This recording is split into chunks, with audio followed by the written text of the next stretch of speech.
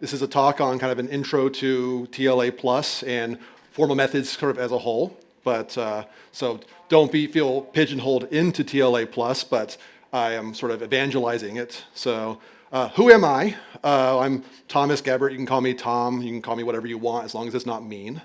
I'm a software engineer based in New York. Of varying quality. And I was going to put former dropout on here, but my friend of mine said that was unprofessional. But showed him, I said it anyway. But I'm a PhD student at the University of York studying formal methods, but not TLA plus. I'm also a cartoon enthusiast, so if anyone wants to email me their opinions on like Adventure Time or something, that's welcome, encouraged, and I'll be offended if you don't. So what exactly are formal methods?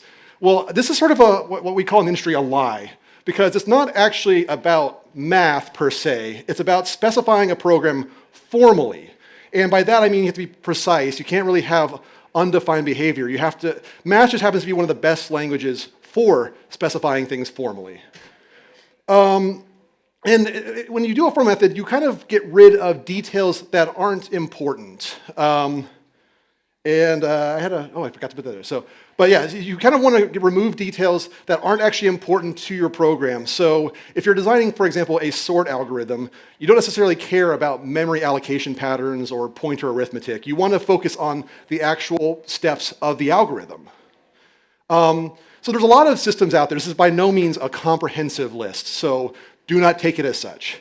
But there are like hyper-theoretical languages out there, like Isabelle Hull and Coq and Ogda, and they're all very cool, but they're very math-oriented, very logic or math, and yeah, you should use them if you can. And then there's more engineering-focused things. You have things like FDR4 with CSPM, which a lot of people didn't actually know what CSPM was when I mentioned it. It's basically a timed version of CSP, like Tony Hoare's thing. You have things like Alloy. Alloy is not hyper mathy, but it's very formal, and you can do cool little animation stuff on there. And it's a way of specifying things. It's very engineer focused. And there's TLA plus, which is what I'm talking about. I hope you know that by now. And there's stuff that's in between. You have Z machines that are sort of kind of a halfway point between the hyper theoretical things like Isabelle Hull or Coq. And it's a little bit more theoretical than something like TLA or Alloy.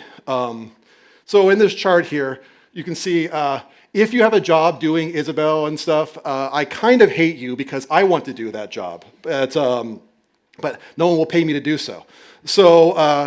But in the industry world, there's a little bit of Z machines here in the yellow here, but it's sort of the industry friendliness here. And I realized I exported these into 4x3 instead of 16x9, presumably to make their lives more difficult. But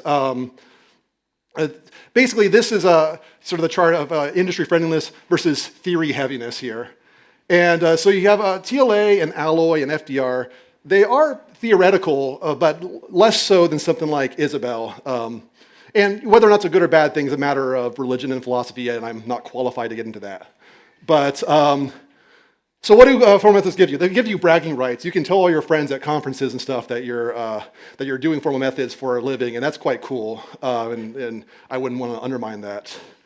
But it also, maybe more important, arguably more importantly, it kind of forces you to really understand what it is you're building, because a lot of us will just, and I'm certainly guilty of this, I'm not calling anyone out here, a lot of us will just jump into code. We just start coding stuff, we don't really know what we're doing, and then we spent 2 months on it, and then we realize, oh, everything we did was awful. This is just bad. I don't know why I wrote this. Anyway, I know why you wrote this, because you didn't plan anything out.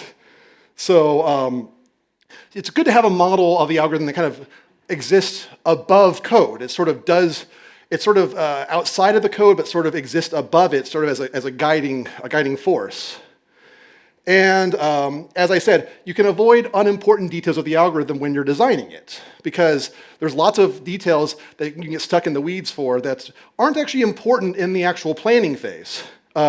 Lamport has a paper here, and it's titled exactly that. If you're not writing a program, don't use a programming language. And I can summarize the paper. It's basically, he really is annoyed that people use C in papers instead of actually using a mathematical language.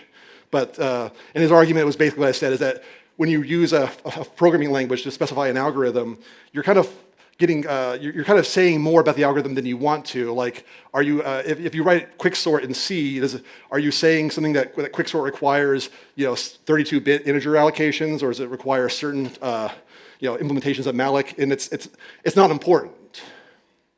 So what is TLA? Well, TLA plus stands for temporal logic of actions. I'm actually not talking about temporal logic today, so I'm sorry if you're expecting that.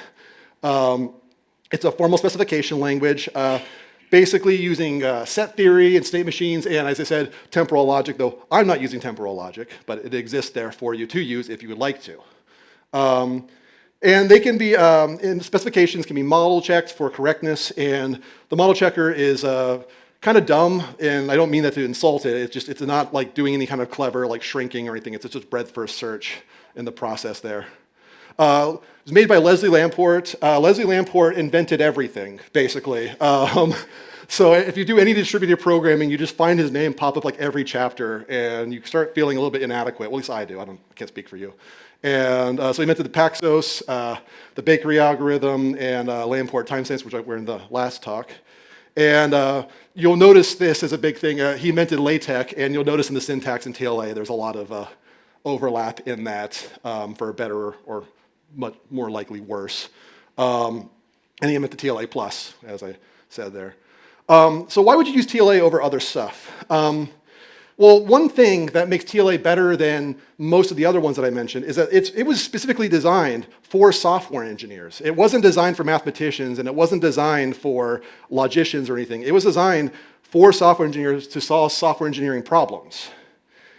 And there's a lot less actual math you have to learn to do anything with it. You can kind of you can kind of creep yourself into more interesting math as you learn more about it. But to get started, you kind of have to just know. If you pass second year of computer science degree, you know enough math to do this. And you can also, one thing it's kind of interesting about TLA versus other stuff. You can kind of work at any level of the program. It's most often used, at least I've seen, in distributed applications distributed across networks and stuff. But you can also use it, people have done this for like circuits and for a very low level, like transistor level modeling. And I don't know how to do that, but people smarter than me do. And they told me they did. So what's it missing is that, well, there is a proof system that is in TLA+, but it's pretty awkward. It's basically modeled after Leslie Lamport's kind of bizarre idea of what a proof's supposed to look like. So there's like this weird white space everywhere, and it's really bizarre. I don't like it. And model checking is actually pretty slow in TLA. If you compare it to something like CSP and FDR4, it's literally like an order of magnitude slower. Model checking is already a slow thing, so that's kind of annoying. There is a thing that came out I think earlier this year called Appalachia, which will compile it to Z3 statistic or Z3 solver stuff, and it's faster, but I haven't used that yet, so I don't know why I brought it up. There's a lot less academic literature in TLA than like if you look at Isabelle or Koch or something like that. That's changing. There are a few papers I'm mentioning shortly. But if your goal is to actually go into academia, you probably would be better to use something like Isabelle or something, because it's just more popular in the literature. But TLA is a little bit there. One thing that's going to be controversial in this audience, there's no typing. There's no typing. You can kind of spoof it with type invariance that you specify in the model checker, but as it stands, you could assign a variable to a string, and then an integer, then to a string, then to a floating point, and that's perfectly legal. It'd be weird, but you could do it. The thing that I get the most arguments over on this is that you can't export TLA plus, really. So compared to like Isabelle or Koch, you can't really take a TLA plus specification and get a Haskell code out of it. You just kind of, Isabelle lives above the code. It's your job and responsibility to figure out how to implement the specification. And actually, the most embarrassing thing in this talk is it's imperative. It's all assignment and state-based, and that's may come as depressing, but it turns out even functional applications deal with some form of state. It's just kind of less explicit. So it's not that big. Don't worry about it. Don't worry about it. So industrial use of TLA plus. Amazon kind of famously wrote a paper explaining how they use it, and You can read that if you'd like, but basically they say it prevented bugs and they could do more aggressive optimizations because they had a good model to check things, and that's pretty cool. Microsoft uses TLA Plus for consistency in Cosmos DB, so it's not all good. And MongoDB actually has a fair number of their TLA Plus specifications available on their GitHub to play with for replication, and it's ilk. There's some large projects. There's OpenCom RTOS. There's actually, this was actually a real-time operating system, very networky, and from the get-go, they used TLA Plus. They wrote a book on their entire process, and the book's interesting, but it's bizarrely expensive, and I was going to bring it to show people, but I gave a kidney to buy that book, so I don't really want to lose it, so I didn't bring it with me. But it's a pretty good book, and basically they explain the entire project management process of like building finding a team that knows specifications, and then designing the spec, and then implementing based on the spec. So if your goal is to actually leave this and start using TLA Plus, I would recommend looking into OpenCom RTOS. There's also Pastry. Stefan Mers, sort of a quasi-legend in the TLA Plus space. He wrote a paper on the distributed hash table algorithm, and if you were in my last talk at Lambda Days, you know I'm quite partial to distributed hash tables. But it's a really cool distributed hash table algorithm that you can use for implementing any number of things. It's quite interesting. So what actually comes with the TLA Plus platform? We get the TLA Plus language. That's duh. You also get the toolbox, which is an Eclipse-based thing.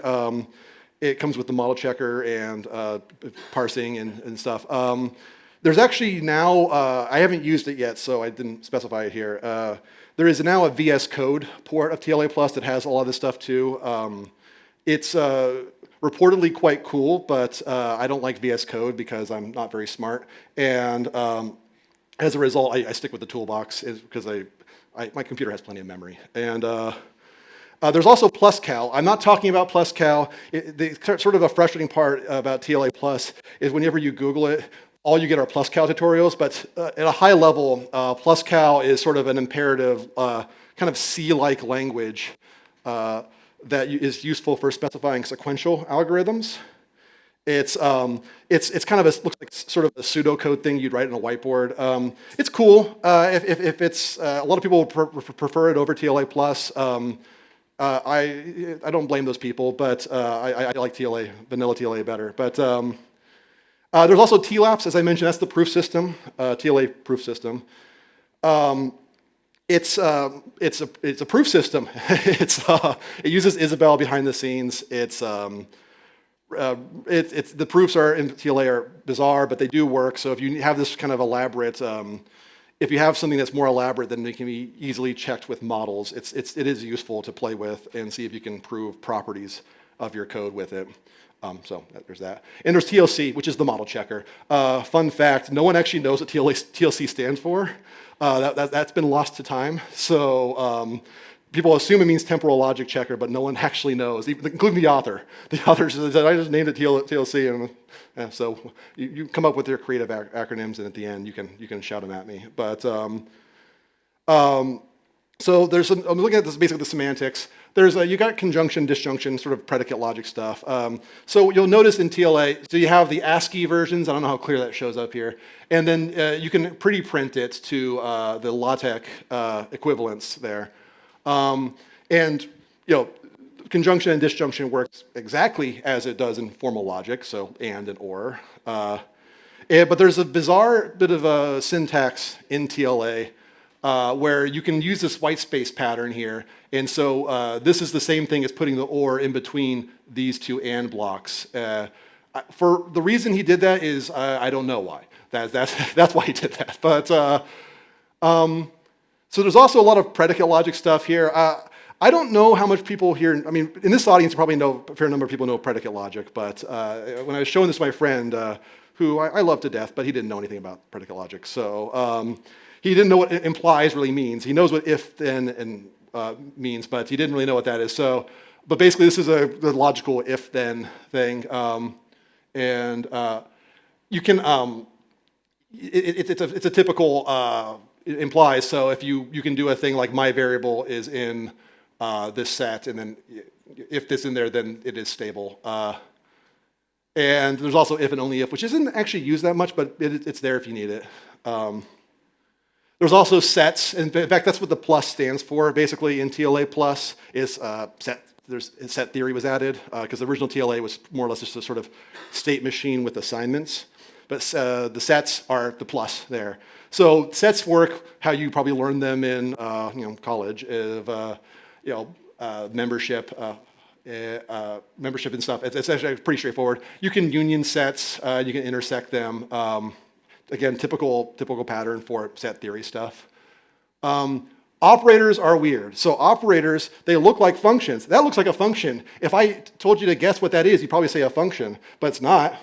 It's an operator. It works closer to like a Lisp macro. It's sort of an in-place hygienic macro expansion. And that does come up later, which is why I'm specifying the difference, because it can be confusing if you don't know.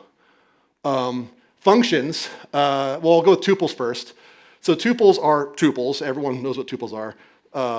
They're just exactly that, just an ordered pair or set or whatever. Functions and tuples are fundamentally kind of the same thing. Functions are the abstraction of that. So those functions are kind of like hash maps. Sort of like a hash map in most languages. It's sort of a key value binding. Why that he called them functions is, I think it has to do with the fact that a function, that like a mathematical function like in algebra, fundamentally is the same thing as a mapping. You could convert pretty much any function into a map. It'd be a lot of memory, but you could do it. And so they're fundamentally the same thing, I guess. But you can define them recursively. So good old factorial here. The best example of a recursive function. And they can also directly map them. So you can see here if x is in A, B, and C, and that, I forgot a closing brace there, but the value A maps to 10, B maps to 10, C maps to 10, and you can map arbitrarily like that. So that's more or less equivalent in JavaScript to that. You can all read that.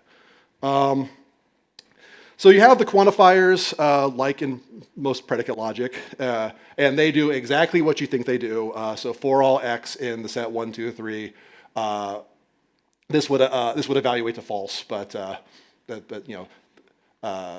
would do it. But there's also the existential quantifier. This comes up a lot more than the for all, because effectively. You can kind of use it as a shorthand for a bunch of OR statements like this. So if you have my set 1, 2, 3, and you do this existential quantifier here, sort of the same thing as doing kind of expanding out this set like that. And that ends up coming. You'll find that pattern all over the place in TLA+, which is why I felt it was important to specify it here.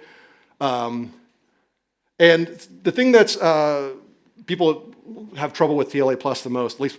I should say, I say people, I mean me. I had the most trouble with this. Is that states are assigned with they're assigned with their prime variables, and that's this part here. This part here, that's easy. Everyone gets that. That's assigning x prime to 2. We get that. Next state x is equal to 2. I got that. Everyone should understand that. But what confused me at first was that any valid assertion works. So you can say that the next state x will just be in this set. And the set could be just an integer. It could be any set you've ever used. You could have that, and you can make this as arbitrarily complex as you want. You could have this giant quantified thing with 50 lines. That would take forever to model check, but you're allowed to do it, and I can't stop you. And so another thing is that all variables either have to be changed or they have to be labeled as unchanged on there. You're not allowed to have these little dangling variables that aren't updated. You either have to specify that they're not being updated or update them. Those are your options. So basic example, I'm actually going to do this a little bit out of order here. The Tower of Hanoi, we all know the Tower of Hanoi. We have disks, we move them over to the right tower. The smaller disks have to be on top of the larger disks. And that's, so we effectively, there we go.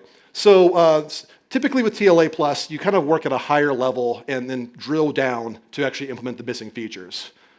So in this case, we want to, we effectively, I wrote this first before I wrote anything else. You have move the ring from tower 1 to tower 2, or move the ring to tower 3. I specify all the potential steps that might be in the next state. So moving from one tower to the other, and that's just, that's just 6 combinations there.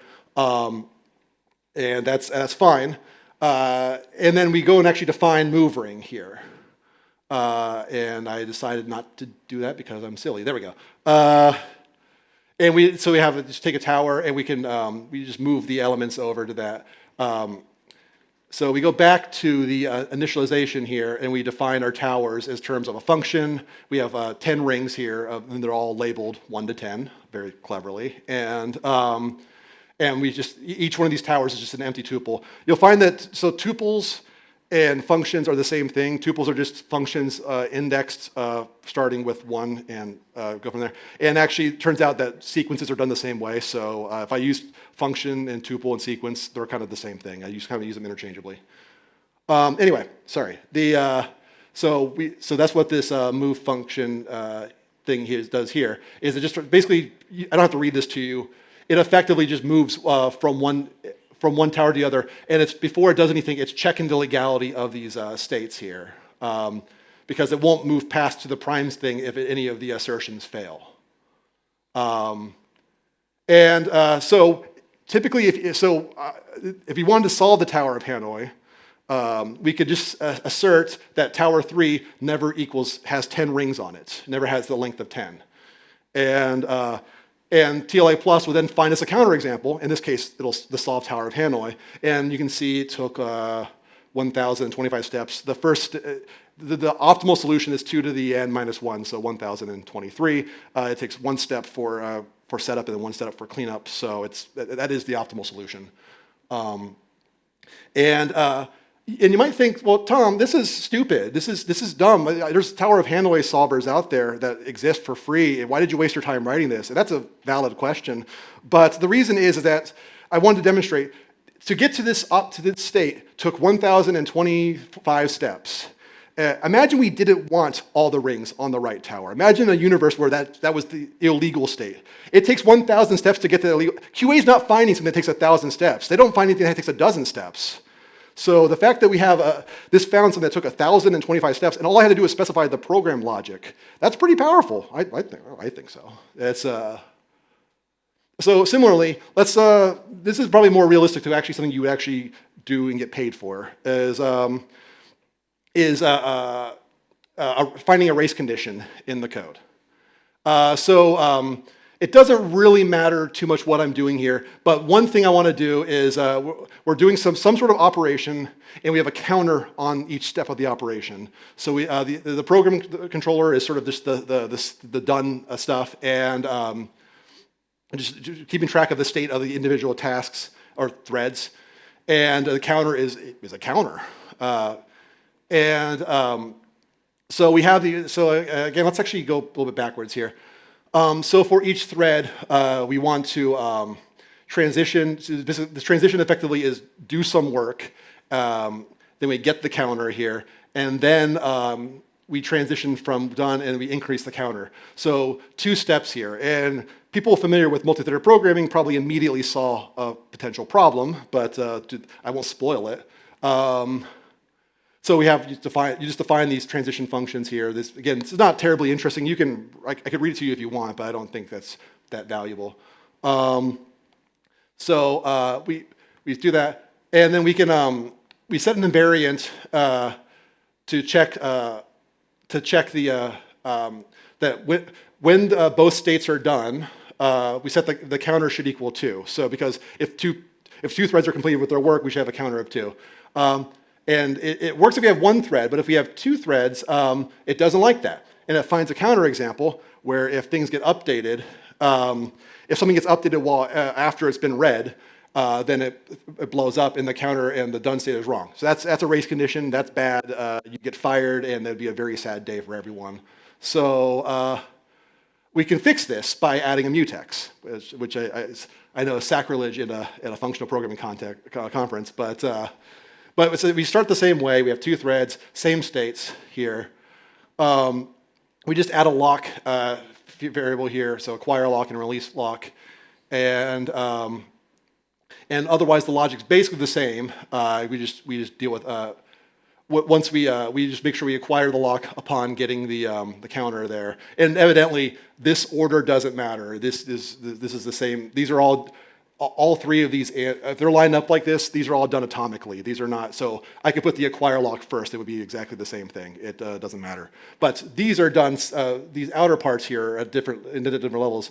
Those are done separately. So we acquire the lock. We do our work, and then we release the lock when we're done. And then that model checks just fine, and TLA doesn't yell at us. There's a lot to TLA. This is not a comprehensive talk of TLA plus. There's entire books on this, and I can't. I would love to spend all day telling you about it because that'd be quite fun, but I'm afraid they would kick me off stage before I got a chance to do that. So they might have to someday, but. So if any of this at all seems interesting, it is. It's really quite cool. And if there's nothing else here, people that are smarter and more educated than me have made stuff on this. Leslie Lamport has a series of videos that are quite fun. He wears like different hats on every slide, and he has a problem solving like the Die Hard water jug problem, and that's quite fun. He also wrote a book. The Specifying Systems book. It's a great book. Honestly, even if you don't care about TLA+, it's actually a really good book kind of talking about modeling of software to begin with. Whether or not you care about TLA+, it's still a really good book. There's a series of blog posts. They're very long blog posts called TLA+, Practice and Theory by Ron Pressler. And they're really good, but that practice is, again, what we in the industry call a lie, because it's really all theory. It's just nothing but the theory, set theory, and explaining like how axiom of choice and stuff works. It's really cool stuff, but just don't be misled like I was.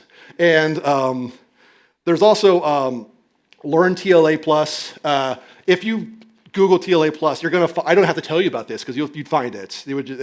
It's by a guy named Hillel Wayne, who is very, very nice. He responds back to my emails for some reason.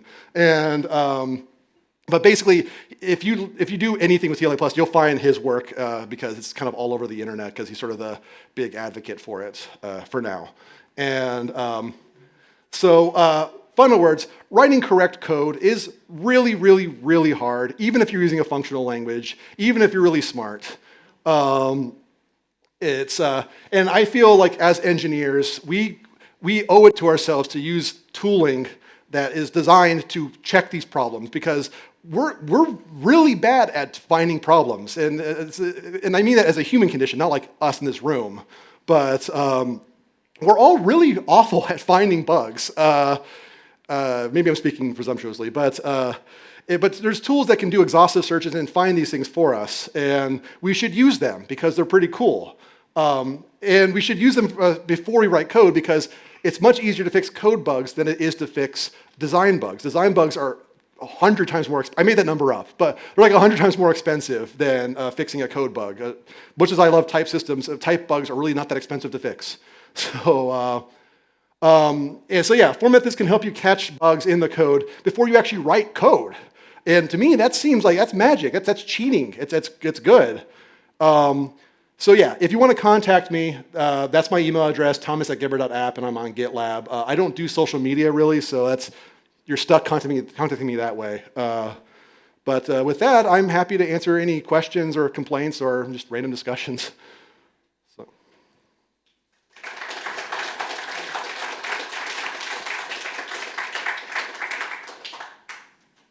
We have an online question. Okay, in-person questions. Thanks for your talk. Yeah.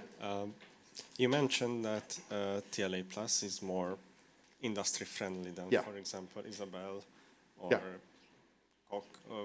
What are the reasons, in your opinion, for that? Sure. So, like, if you want to get into like Isabelle or something like that, you kind of have to learn a lot about like higher order logic and potentially inductive proofs and kind of all these sort of intricacies of like weird things about set theory. And those are all cool, and you should learn them, but that is hard. But TLA Plus, on the other hand, if you basically have an idea of what a set is and what the word next means, then you pretty much have an idea of how to write a TLA Plus spec. If you have any understanding of what of assignment and of a set and in time, it's really easy to kind of get into there. And I mean, versus Isabel, I mean, again, if you can do it, like, please do. But it's taken me a lot longer to learn Isabel than TLA Plus. I feel like I was productive in a couple afternoons.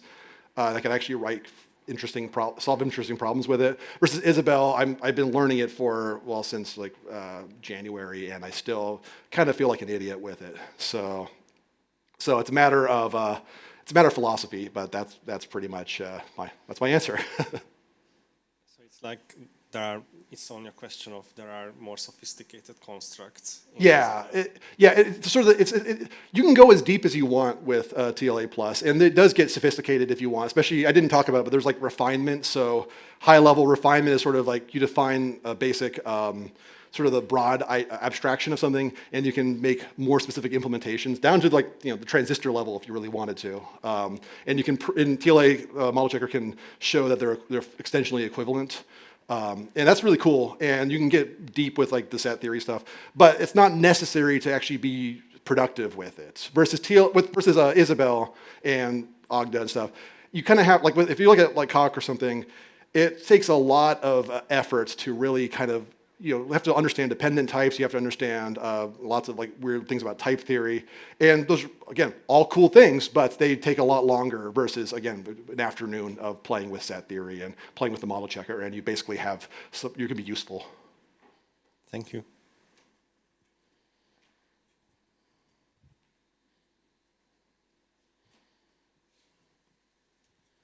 Hi.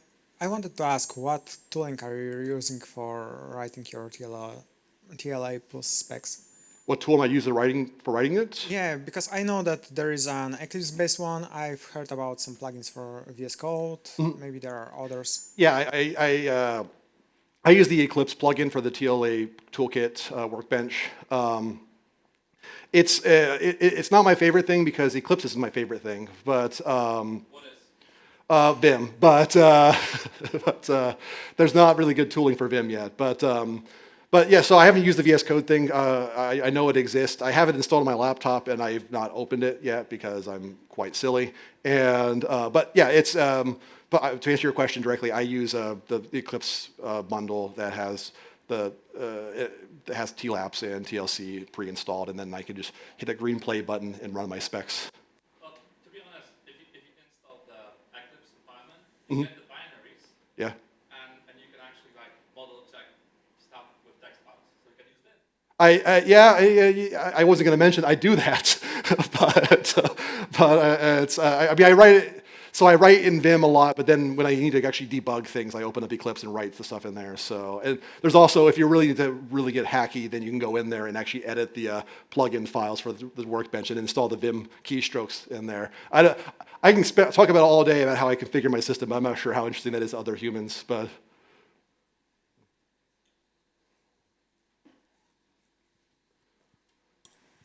so I guess I missed a bit of the first minutes of talk. But did you maybe can out of your head give an example, prominent example from every Joe to make actually use of TLA Plus? I mean, I kind of read about the anecdotes about the that bug in the Xbox 360 CPU. They found it, but I mean, almost everyone in the audience and the people who wants to dabble with, it's a bit too much. But I do like the idea. I kind of want to rather the source of maybe inspiration. You can do that and that and that with and you'll be. I'm not sure I understand what the question is. The question is maybe out of your head the more examples of Well, as making I said, use of TLA plus for the well, so beginner- Cosmos DB in Microsoft was designed with Lampport's help, actually, completely using TLA plus. They released a lot of the models for consistency on there. Okay. And Amazon has the famous paper Yeah. for that. Yes. But also MongoDB is using it for replication stuff. Now they do, yes. It's getting some. I mentioned it's getting some use in academia with the pastry paper is using that. As far as like finding bugs, like at a high level, I would say anything that's involving a lot of concurrency, especially if you're using some sort of shared state concurrency, it's probably there's a good chance TLA plus will help you. So. So if you're doing some sort of distributed system that has to, with things communicating with each other, there's probably a good chance TLA would be a useful model for that. Or Oops, sorry? Anything that exposes a protocol. Yeah. Yeah, folks, if you're going to talk, let me bring you the mic so that everybody, including our virtual audience, can hear. So there's another question up here. Hi, thanks for the talk. So I didn't quite understand. So how does TLA plus do its inference? And also you mentioned that it has type theory implemented. So what kind of type theory can we expect under the hood? Where are the limitations? If I said that, I misspoke. It does not have type theory implemented. Oh, sorry, not type theory, set theory. I misspoke. Okay. It's, so yeah, everything I just said, but with set theory. So it has some level of set theory. Like, I mean, there's a set of integers, there's a set of real numbers, like, anything like that. You have a basic set membership checking on there. You have I didn't mention this, there's a choose function, so you can do a basic axiom of choice stuff. So you can say, like, the biggest number in the set is the one that's bigger than every other number, and you can just choose that out of there. That gets a bit confusing. It wasn't using it for my example, so I didn't mention it. But so there's that. I don't know if that answered your question. Yeah. So just like from your perspective, like where are the limitations? So what do you find obviously annoying or like? I haven't really found anything too annoying about their set theory implementation. I'm sure people that are more educated than me probably have better complaints than I do. But I haven't actually had. I mean. For base set theories, I think comparatively simple in a lot of ways to something like type theory. So as a result, it's easier to get correct than not get correct as far as specification, but getting correct as far as me using it in TLA plus. I've not really had a big issue. If you want, one thing I will say is that it is a bit annoying that in order to have some form of types, you have to basically declare some sort of arbitrary sets and then specify that your variable is in that set and the set and invariant, and that's a bit weird, but not that hard. Okay, thanks. So we have a couple of questions on AirMeet. Is that right? Okay, cool. So I'll read those out. What problems did you solve for? No, hang on. What problems did you solve so far? And how have you fixed something interesting in your line of work using TLA plus? So those are two different questions. So for stuff I do, I'll answer the first one first. That's a good order.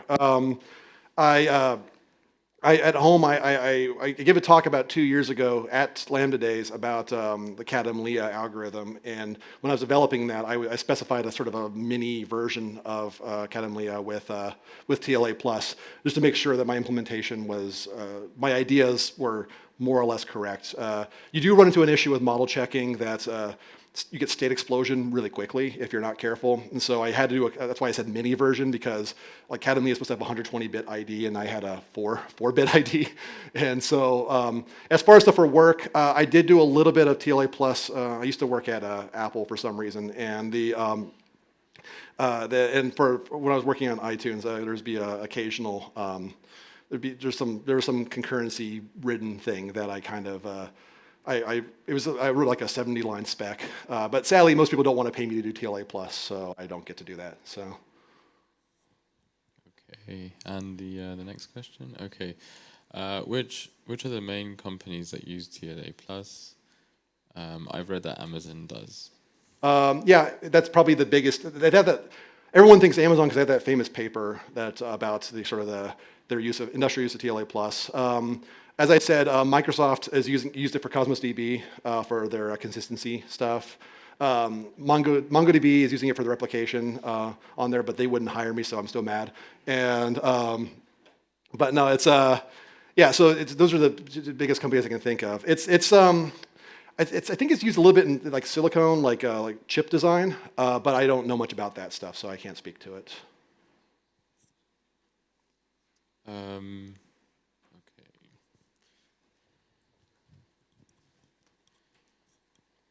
Hi, so we got a Haskell program and it has threads, which is annoying. Yeah.